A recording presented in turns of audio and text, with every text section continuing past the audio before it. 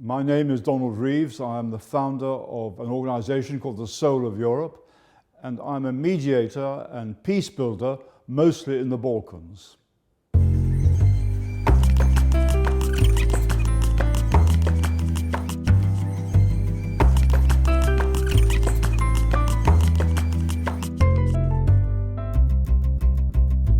I see a world in which there are many enormous and intractable problems. Climate breakdown, the rise of right-wing movements of every sort and shape, the population explosion, all sorts of wars and conflicts and frozen conflicts, and in a way it's enough to make anyone retreat into their armchair. But I echo the words of Martin Luther, who said, "If the world was going to end tomorrow, I would plant a tree." Donald, it's very nice to have a renegade priest on Meet the Renegades. Yes. It's not every day that we get the opportunity to meet a renegade priest. Yep. You have always thought differently, but I want to go back in your career. We're going to talk about peacekeeping and your work in the Balkans, especially now with Islamophobia being so rife in the world. But I want to take you back to begin with to give this context to 1968. You were in Chicago. You had been travelling through America, and something changed in you. Was that right? Something shifted. What was it? Well, up to that point, I had been a sort of regular clergyman, and I had been ordained about 3 years.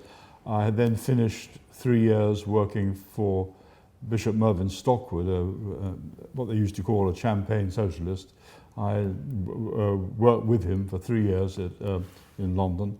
And then before I became a vicar in South London, on the St Helier estate, he sent me to Chicago, and I went to San Francisco and other places and so on. And 1968 was a really important year in American history and in European history. Many people have now forgotten it. It was the year in which, in April, Martin Luther King was assassinated, and there were riots in all the cities in America. Later, Robert Kennedy was assassinated in June, I think it was. And then they had the Democratic Convention in Chicago, where there were more riots and somebody was killed. And the atmosphere was very febrile. The whole place, you felt, could go up any moment. And it was therefore fantastic for me to be part of this. And I went to something called the Urban Training Center in Chicago, in Ashland Avenue. And this was what they call a training center to really retrain clerics working in inner city areas to be community organizers. That's what it was about. It was wrapped up with a lot of theology and stuff.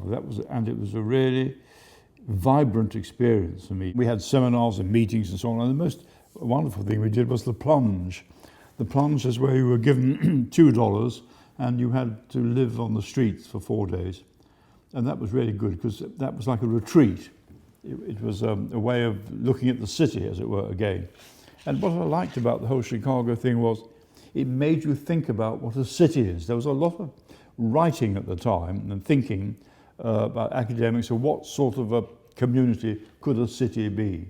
It helped me to see the injustice of a society in inner city areas, what was happening to people, how people were being treated. It gave me a framework for my future ministry of analysis and reflection, learning by doing fundamentally. I was introduced to lots of inspirational people like Saul Alinsky, whose work on citizenship is still going. And wrote a brilliant book, Rules for Radicals. Yeah, that's it. And many of Martin Luther King's aides were there, taking part in our conversations and discussions. And I joined in that and I found my voice. I think that's the point. From being a rather mild, middle-class Englishman, I found my voice there. So I enjoyed all that, and more than enjoyed it. It radicalized me politically, and it radicalized my faith as well. Two things happened at once. And so when I came back to start my parish, my work in South London, on an enormous housing estate, I tried to put into practice all the things I'd learned at Chicago and fell on my face straight away. Why did you fall on your face? Well, you can't just translate febrile Chicago to a very oppressed, that's what they were, housing estate in South London, the St Helier estate. And I didn't give up there. I had a good team of clergy, and actually I started something called the Urban Ministry Project, which was based on the lines of Chicago. We had the plunge, we had the same framework of discussions, and that went on, I think about between 400 and 500 people took part in that. This is while I was a vicar. Famously, as a young vicar, you preached a sermon at Maidstone and got into some trouble. When I was ordained, I went to Maidstone to be a curate. And Maidstone is the county town of Kent, and so every year they have the assize service where they have all the judges of Kent come in their wigs, and they were, the place was full, of 1,600 people. It was a big event. And my vicar, because I was a curate, was extremely generous and said, would you like to preach? I said, yes. To the judiciary? Yes. So I did. I preached from the Bible. I did, from the book of the prophet Amos, who said you should let justice roll down the hills, and you should not be put off by the fact that the rich bribe the lawyers, because it's the poor who need justice. It's all in the book. It's all in the Old Testament. There's nothing particularly radical about it. So I just preached that. I knew what I was doing, of course. And as I preached, the atmosphere got colder and colder. And at the end, you know what vicars do? They always shake hands. Nice to see you. Thank you, vicar. But not one judge shook my hand at the end. So there was a letter sent to the Archbishop of Canterbury. And Michael Ramsey, the Archbishop, sent a note saying, could you please let me have your sermon? So I wrote it out and sent it to him. And he sent me a card back saying, I wish I'd preached that. Today I would have been sent to some shrink or something, or had some... There'd be a health and safety review, a tribunal. Health and safety review, and he's a marked man now, nothing to do, the sooner we can lose him, the better. Your book, your autobiography, yes, is entitled A Very Dangerous Man. Yes. That's because a certain politician, a Prime Minister, yes, who went by the name of Margret Thatcher, called you a very dangerous man. Why did she call you Margret Thatcher called me that, and I was told by an English politician called Enoch Powell, he told me this, for three things. First of all, I did not like the attitude of our tabloids to the Falklands War. Very jingoistic in the worst possible way. So every Sunday afternoon for some months, I would demonstrate with left-wing. I was pleased to do that. It wasn't an effort. I love demonstrations. And then I also supported the miners. There was a big miners' strike. So you're anti-war. Anti-war. You're pro-miner. Pro the miners. I think it was difficult, but the main thing, which I think the Prime Minister objected to, and I didn't really never talk to her about that, but I did meet her twice, I think, was that we had a project for 15 years called Dunamis, which means spirit, where we got people from the left and the right, from Russia, and that was in the Cold War, China, and all over the place, for conversations, for seminars, for public occasions. We did a foundation made this possible for 15 years. And Margaret Thatcher saw foreign policy in terms of black and white. Anything with grey, she was very suspicious of. And this was very much a grey area, and it was publicised as that too. It's quite something to get Russian diplomats to sit down with left-wing figures and right-wing figures from Europe and so on.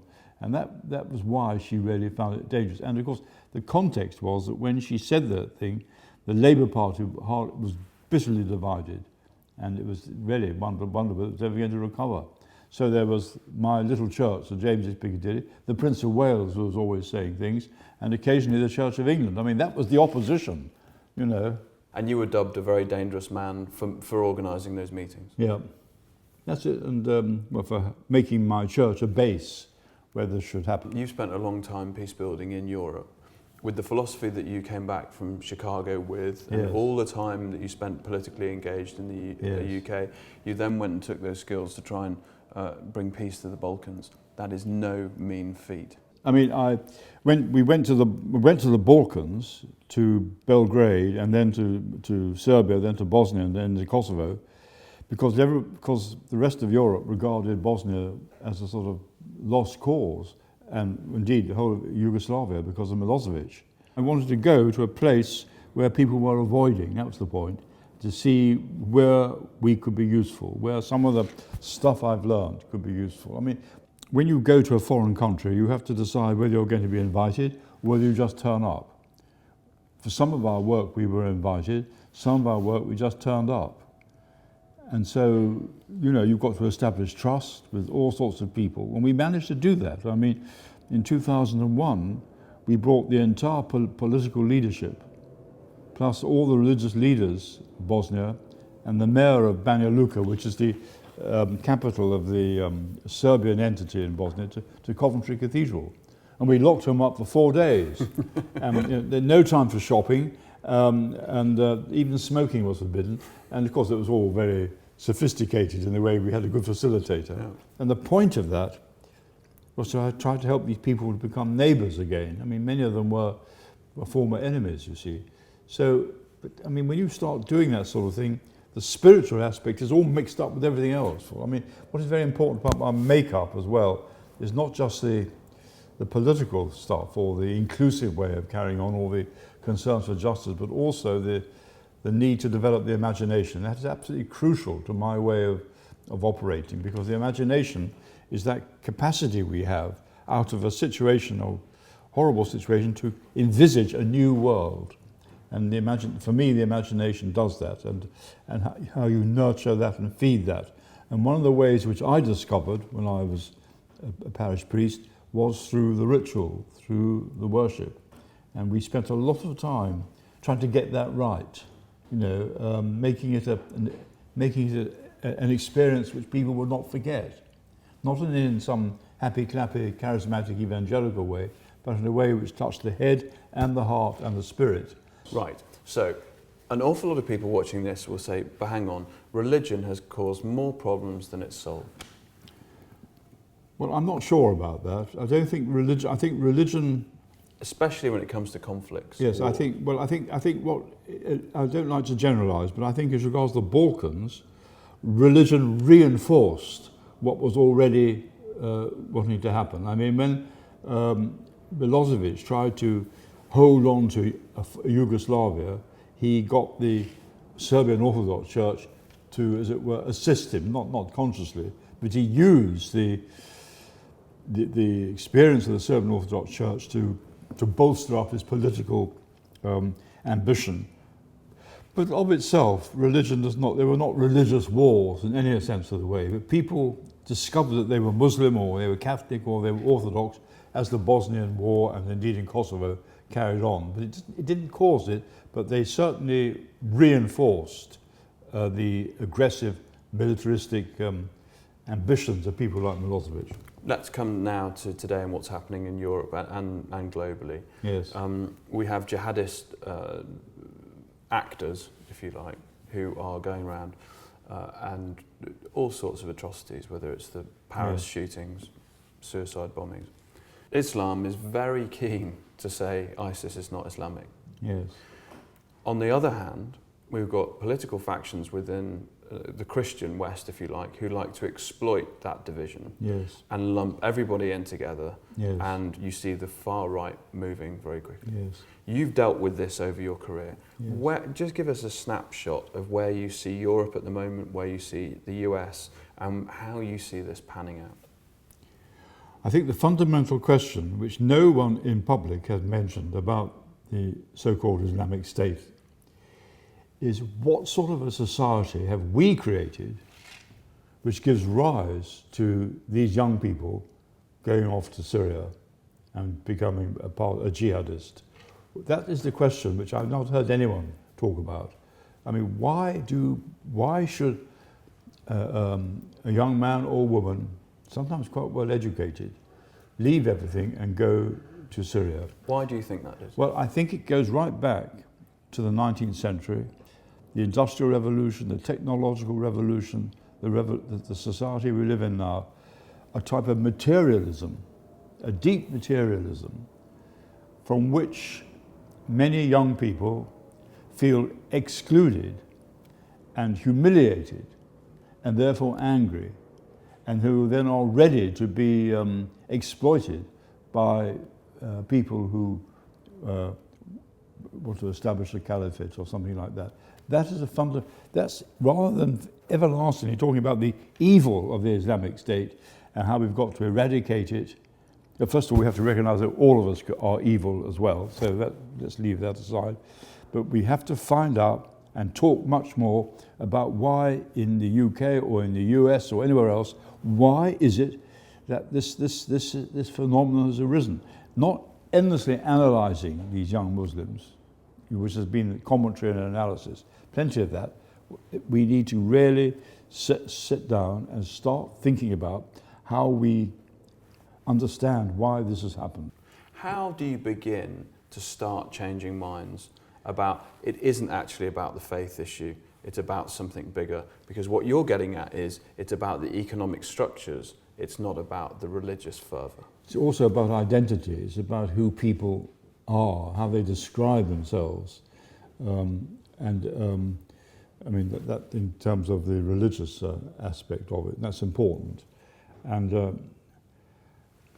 there is a strong, I mean, the amount of, the gap between the rich and the poor in Europe is really colossal. Of that there is no doubt about it.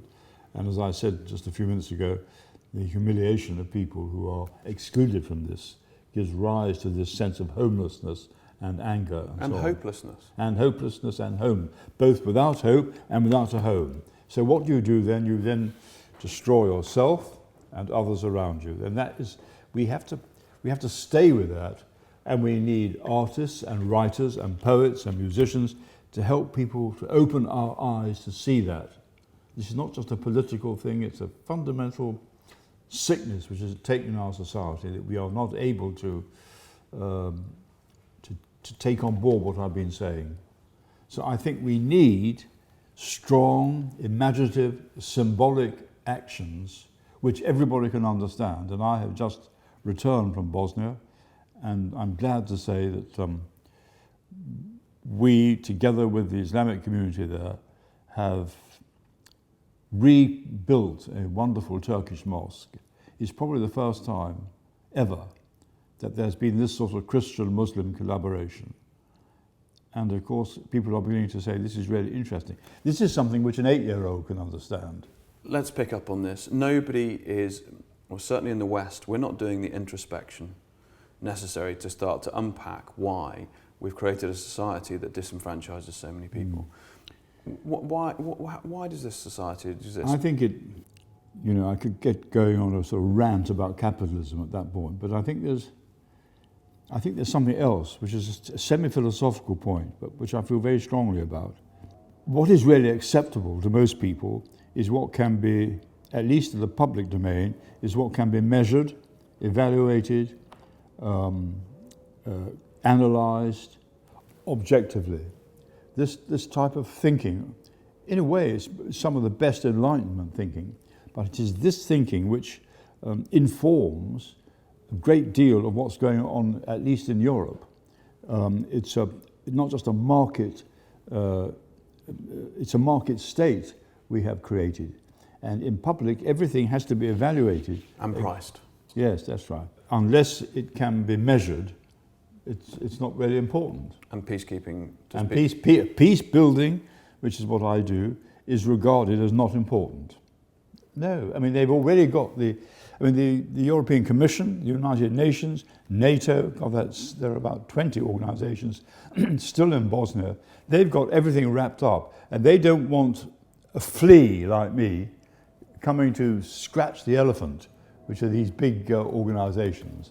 I have experienced this in Bosnia. I've experienced the work of the European Union, and it is a disgrace because they... Just explain who the European Union are. When you say, are you talking about the bureaucrats that run I'm talking about the European Commission, which is the sort of secretariat of the European Union. Right. They have a vast budget. Why is it a disgrace?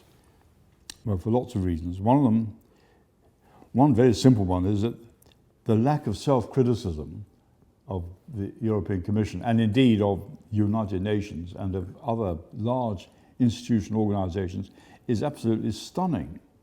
I mean, one of the reasons why people have lost interest in the European Union, European Commission, is simply because they are so aloof, so ignorant, so prejudiced, that these are the officials, and absolutely have no idea of the effect that their actions have on other people.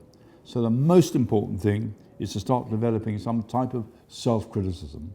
And there's a sort of imperialistic outreach of these of bureaucrats and others. They think they have a right to be there. I mean, in Sarajevo there's a EU delegation of 154 people. Well, I would like to take them away from a weekend, all of them. In fact, I'm going to suggest it to the ambassador and say to him we should go away for a weekend and start thinking about the effect that you have on other people in Bosnia.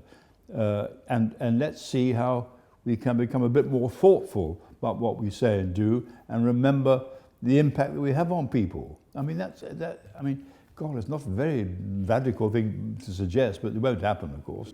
So that's all back to what I talked about, the philosophical stuff, you see. And I mean, but what I'm talking about is something more human and more difficult and more lasting. But in an age of political expediency, or the desire for political expediency, people or politicians, leaders so-called, just want to drop a bomb. Yeah, well, you're quite right. And that is why all the work I've done as a peace builder for 15 years is against the grain. It doesn't fit the way conventional thinkers go. So you're quite right. We are a minority in the work we do. But you could argue that the conventional thinkers have got us into the problems that we face now. Well, exactly. I mean, they created the problems, and now they will solve them by force or by dropping bombs or they won't solve them. Or they won't solve them. I think it's quite likely that they won't solve them, and I think it's therefore important that people like me hang in to this alternative way of doing things and organising affairs. That lack of the ability to see someone else's perspective is exploited by a mainstream media that has vested interest. Absolutely. What's your view on the state of the media in 2015? It's holding hands with the government. There's not the real. I mean, in England we've had the recent resurgence of the left, and the media seems to me to play on the divisions within the new Labour Party, and there are plenty of them. What they don't say is that this is actually a really good thing, because eventually this new socialist movement or whatever will find its feet. You know, there's very little positive. It's all negative. That's what I mean. It's the handmaid of the government. So I don't trust the media very much. So the peace building in the Balkans, I know it's an ongoing project, but you've been successful. What are the three principles of peacekeeping? You've done it or peace building. Peace building, yeah. Not keeping. You've done it for many, many years. Yes. What are the three principles? Well, the first thing you have to do is to get the trust of everybody involved, and that they trust you. They trust you as the peace builder, and then you get the people to start to trust each other. That is the most important thing to do. So that's the first principle. Yes, and that takes a lot of time, Yeah. and of course there's never enough money, Yeah. so therefore, that's the first thing you do. And the second thing you do is to help the two sides listen to each other. That, they must have the time to tell their story, and that's the second thing. And the third thing is, when it comes to looking at particular issues, it's important to set up small working groups which consist of the different parties together. I mean, those are three sort of principles. What's been the guiding light then with your career? Because you haven't gone out and found, you haven't been renegade and maverick just for the sake of it. Oh no. So what is it that keeps pushing you to do really difficult things differently? Well, I wish I knew was the answer. I couldn't give a nice slick answer to say what drives me to do what I do. it has something to do with, you know, I just want to be useful, fundamentally. I don't want to, and being useful in my mind is responding to what the future seems to be throwing up and to which I can respond. It's something like that. If people say to me, what are you going to do now? Well, I want to set up a college of mentors. I need to pass this knowledge on to people. It's a matter of passing on what you've learned, the principles of peace, how it works and all the rest of it. And I've always had people, I suppose if I was to answer that question, the people who inspire me, the people whose baggage I would carry, are always the people at the end of the line. What does that mean? Well, for example, I've just come back from Bosnia, and it was wonderful to see my friend Mersad again. Mersad was taken to the Omoskar killing camp, and his brother and father were murdered in front of him. And they would have murdered Mersad, but he was too young. And a Serb friend of his gave him some money, and he got to Germany, where he got married. And then, this is what I loved about him, he then insisted on coming home. There wasn't much of a home to come to. He was the only man left in his family. But now Mersad is a man of great nobility. He's not an educated man. Great generosity, very tough, and very inspirational to me, at least. It's totally understandable that it's his bags that you would carry. Yeah.